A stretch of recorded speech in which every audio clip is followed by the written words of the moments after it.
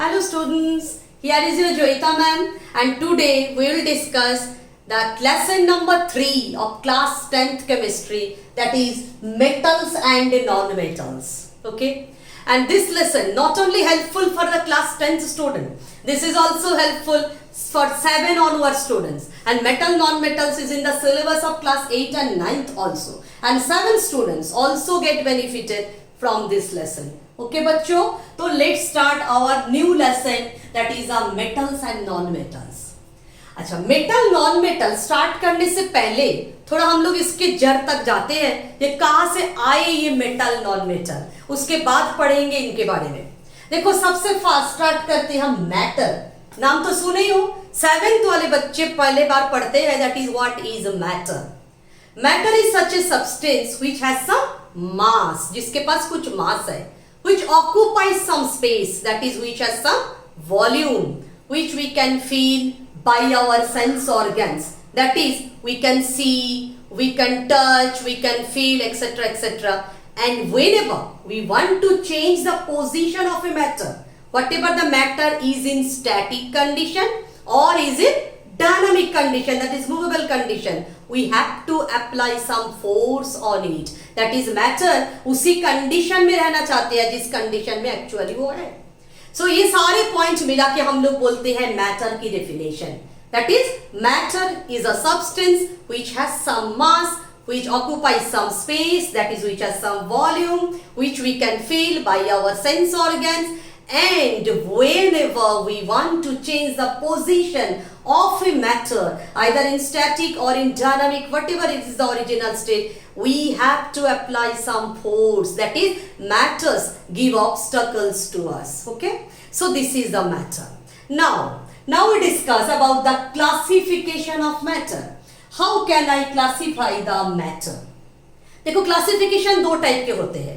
एक क्या है, बाहर के देख के, बाहर में कौन कैसे है, उसकी स्टेट कैसे है, ये देख के क्लासिफिकेशन. और दूसरी जो बहुत इंपॉर्टेंट है वो है अंदर झांक के देखते हैं, जो उसके अंदर क्या है, पार्टिकल्स के अरेंजमेंट कैसे है, वो कैसे बना, उसके ऊपर डिपेंड करके क्लासिफिकेशन. तो first is the physical classification, जो बाहर से देख के लगता है. फिजिकली दैट इज कितने स्टेट के मैटर होती है. देखो there are 5 state already discovered, that is solid, liquid, gases, plasma and Bose-Einstein condensate. इसके बारे में तुम लोग छोटे क्लास में पढ़े हो 10th वाले बच्चों. दैट इज सॉलिड में particles are tightly packed, liquid में पार्टिकल्स के बीच अट्रैक्शन थोड़ी सी कम है सॉलिड से, they can flow easily, and gases में तो अट्रैक्शन नहीं है, बिल्कुल दोस्ती नहीं है, एक इस कोने में तो दूसरे कोने में. That is liquid and gas both are can flow. ये दोनों के एक स्पेशल नेम क्या होती है, फ्लूइड, इकट्ठा बोलते हैं.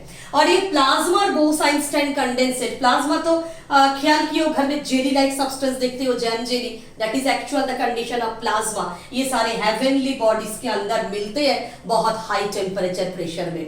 ठीक है, सो दिस फिजिकल क्लासिफिकेशन के बारे में हम लोग इस चैप्टर में डिटेल में नहीं जा रहे, क्योंकि हम लोग के मेन एम है अंदर झांक के देखना. That is the chemical classification. Understood? Chemical that is अंदर में कैसे अरेंजमेंट है उसके ऊपर डिपेंड करके we can classify the matter in 3 categories. That is a very basic element, उसके बाद कंपाउंड, उसके बाद mixture. Okay, element again we classify in 3 categories, metal, non metal, metalloid. तो देखो बच्चों मेटल कहां पे आए, इधर से चल के हम लोग मेटल तक पहुंच गए ultimately. Compound we can classify in 2 category, that is the inorganic and organic compounds, and mixture, homogeneous and heterogeneous mixture. Okay, now हम लोग बोले थे हम लोग इस चैप्टर में पढ़ेंगे मेनली केमिकल क्लासिफिकेशन. तो केमिकल क्लासिफिकेशन में सबसे पहला पार्ट क्या था, एलिमेंट. अब what is element? The element made up of same kind of atoms, that is it is a pure substance. कोई भी मिलावट नहीं है, कोई इंप्योरिटी नहीं है, एक ही टाइप के एटम से ये एलिमेंट बनते हैं. जैसे कि मान लो तुम्हारे पास है सोडियम एलिमेंट, सोडियम मेटल, उसके अंदर जितने भी झांकते जाओ छोटे से छोटे पार्टिकल में तुमको क्या मिलेगी, सोडियम मिलेगी. तुम हाइड्रोजन गैस के अंदर झांको, छोटे से छोटे पार्टिकल हाइड्रोजन गैस के, उसमें हाइड्रोजन एटम्स ही मिलेगी। That is actually elements is a pure substance which is made up of same kind of atoms and molecules. And एक एलिमेंट के सारे एटम्स या मॉलिक्यूल्स एक जैसे हैं, चाहे वो देखने में फिजिकल प्रॉपर्टीज, केमिकल प्रॉपर्टीज, मास सारे में एक जैसे हैं। और डिफरेंट एलिमेंट्स के एटम्स मॉलिक्यूल्स डिफरेंट होगी। सर्टेनली हाइड्रोजन के atom quite different from atoms of oxygen, लेकिन एक ही हाइड्रोजन गैस के अंदर तुमको डिफरेंट डिफरेंट टाइप्स का नहीं मिलेगी। ठीक है, अब नाउ ये सवाल बनते हैं कि एटम्स मॉलिक्यूल्स मैडम बोल रही है, ये है क्या, एटम क्या है, मॉलिक्यूल क्या है? बहुत छोटी चीज, लेकिन फिर भी हम लोग की बहुत कंफ्यूजन होती है। That is the basic things of chemistry, atom and molecule. Atom क्या होती है? Atom is the smallest particle of any element. Atom is the smallest particle of an element. इतना बोल के केवल छोड़ देंगे तो हल्का सा गलती हो जाएगी। क्यों? क्योंकि एटम में और may not be exist freely. Atom में ये बात है, ये अपने से एग्जिस्ट कर भी सकते हैं इंडिपेंडेंटली, नहीं भी कर सकते हैं। जैसे कि मानो हाइड्रोजन के एटम H, ऑक्सीजन के एटम O, नाइट्रोजन के एटम N। आज तक कोई देखे इस सब एटम को? कोई नहीं देखे है, क्योंकि हम लोग इसके मॉलिक्यूल को देखे हैं, हम लोग H2 गैस को देखे हैं, O2 गैस को देखे हैं, लेकिन कोई हाइड्रोजन, ऑक्सीजन, नाइट्रोजन एटम्स को टच करके नहीं देख पाए। That is they can't exist independently. Okay, but the atom of sodium, atom of potassium, atom of copper, atom of iron, they can all exist freely, कोई problem नहीं है।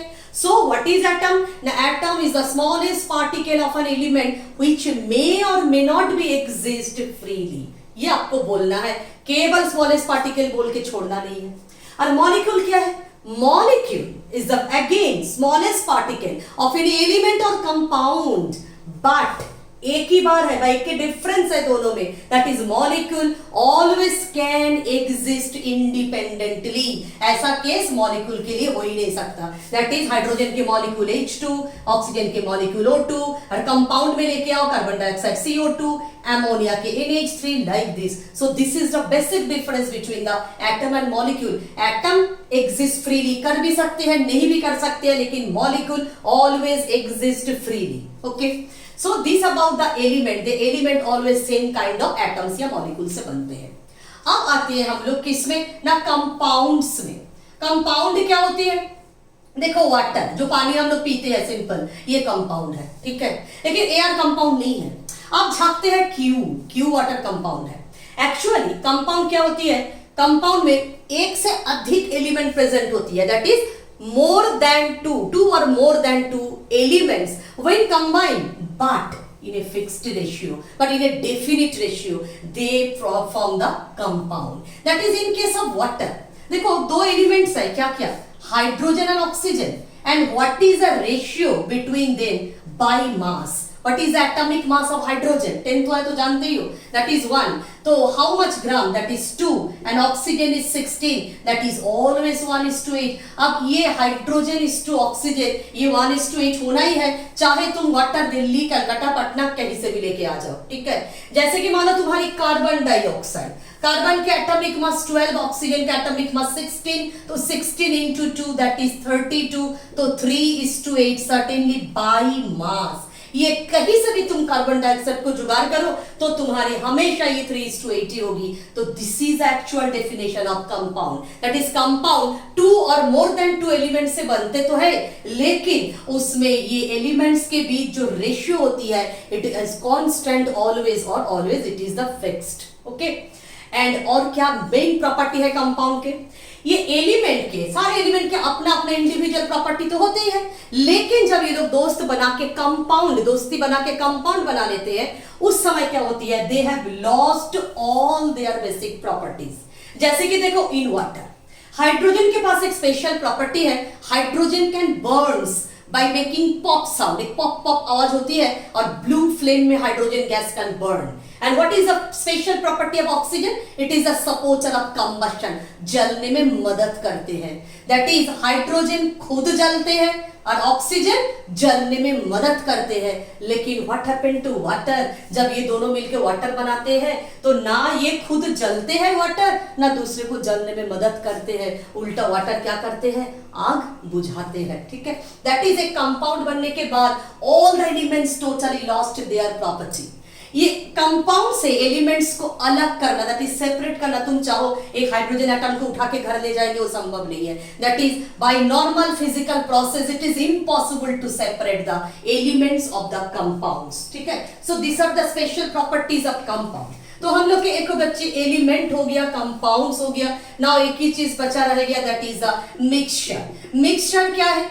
Mixture में भी 2 और मोर देन 2 एलिमेंट हो सकती है, compound हो सकती है, तुम कुछ भी मिक्स कर दो। तो डिफरेंस कहाँ है कंपाउंड के साथ मिक्सचर में? कंपाउंड में हमको रेस्ट्रिक्ट करना है, ये पर्टिकुलर एक डेफिनेट रेशियो में मिक्स करना है। मिक्सचर में कोई रोक टोक नहीं है, कुछ भी, जैसे छोटे में तुम लोग खेलते होंगे, मिट्टी लेके बालू लेके कुछ भी मिला दो, राइस के साथ बबल्स मिला दो, क्ले के साथ सैंड मिला दो, कुछ भी मिलाओ, कुछ भी रेशियो में मिलाओ तो it forms a mixture. Okay, तो मिक्सचर में कोई परेशानी नहीं है, और मिक्सचर में पर्टिकुलर जो एलिमेंट्स है उसके अंदर जो कंस्टिट्यूएंट एलिमेंट्स व कंपाउंड्स है they do not loss their property उन लोग के इंटैक्ट रहते हैं। और मिक्सचर से अगर तुम चाहो जो एलिमेंट व उस कंपाउंड्स को सेपरेट करोगे, ये भी फिजिकली संभव है, कोई परेशानी नहीं है। So this is the basic difference between the compounds and mixture. ये जस्ट एक ब्रीफ आइडिया दे तुमको हम, क्योंकि इस चैप्टर में मेरा मेन मुद्दा क्या है, हम एलिमेंट लेके आगे बढ़ेंगे।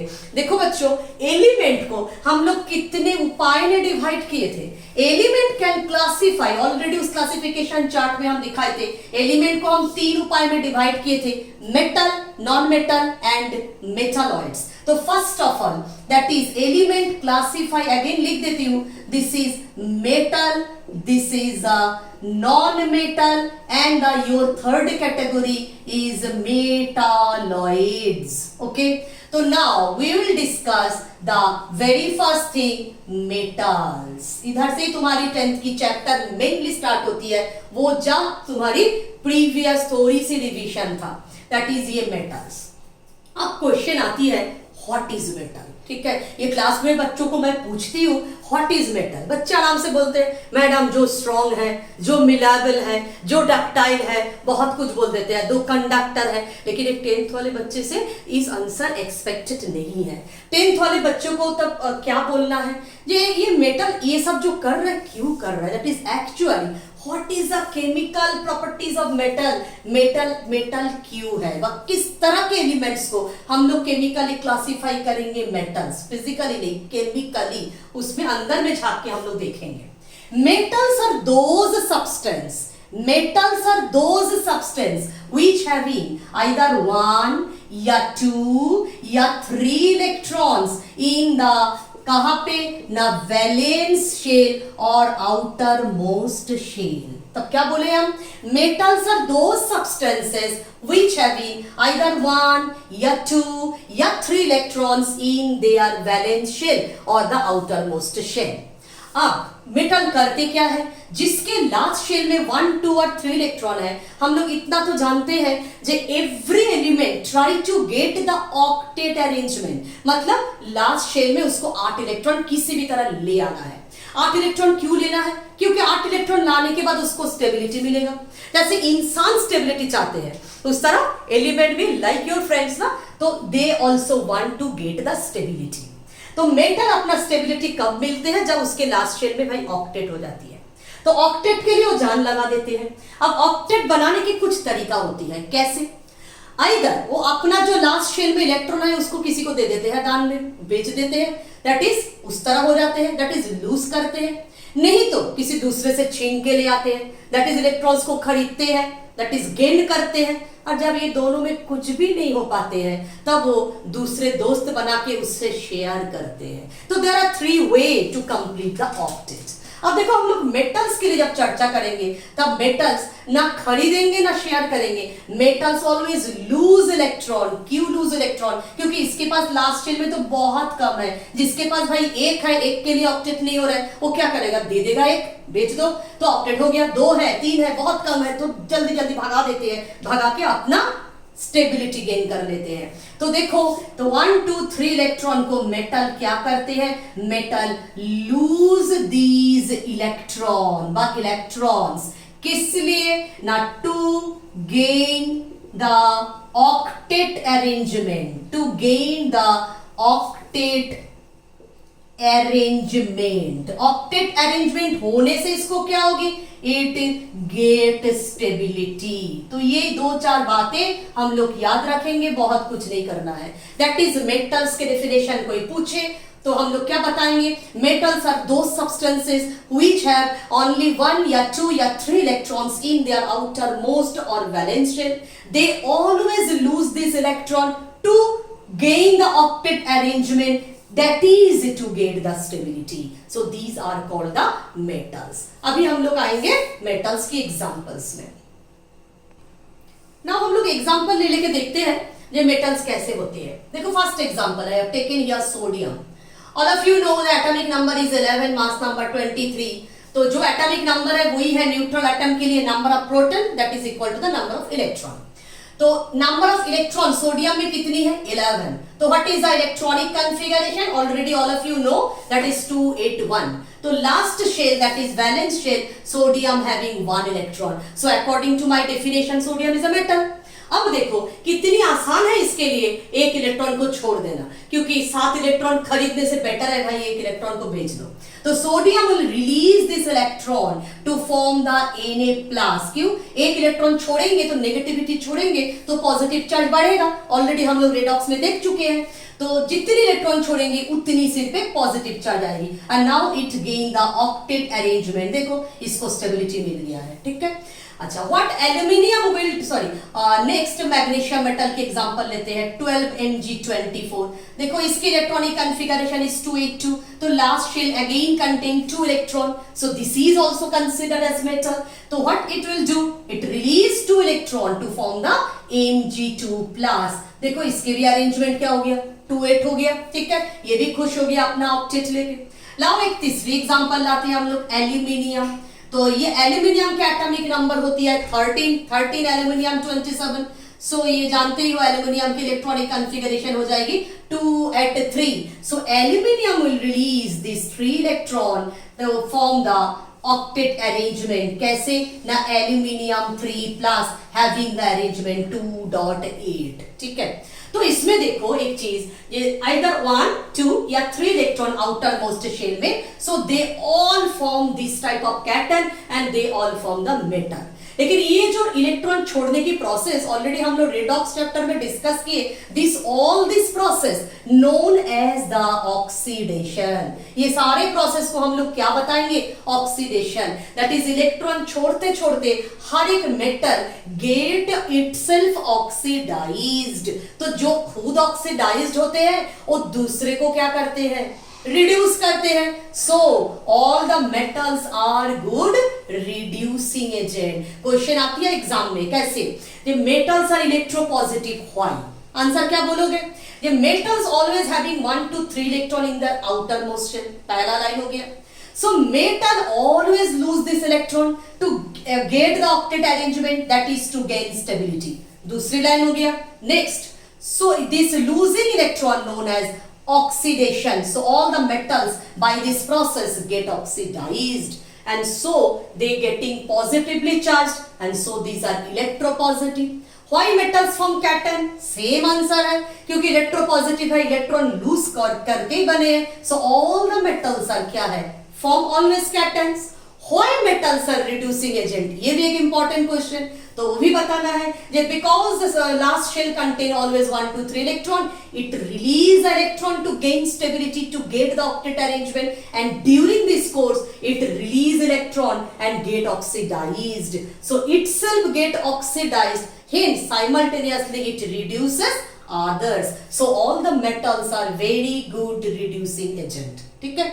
अच्छा, और एक चीज देखो, सोडियम मेटल से जब सोडियम आयन बनते हैं इसके नाम नहीं चेंज होते हैं, नाम सोडियम आयन हो जाती है। मैग्नीशियम की भी नाम मैग्नीशियम आयन होती है। और देखो monopositive cation, di positive cation and tri positive cation, generally ये 3 कैटेगरी के कैटन से बनते हैं।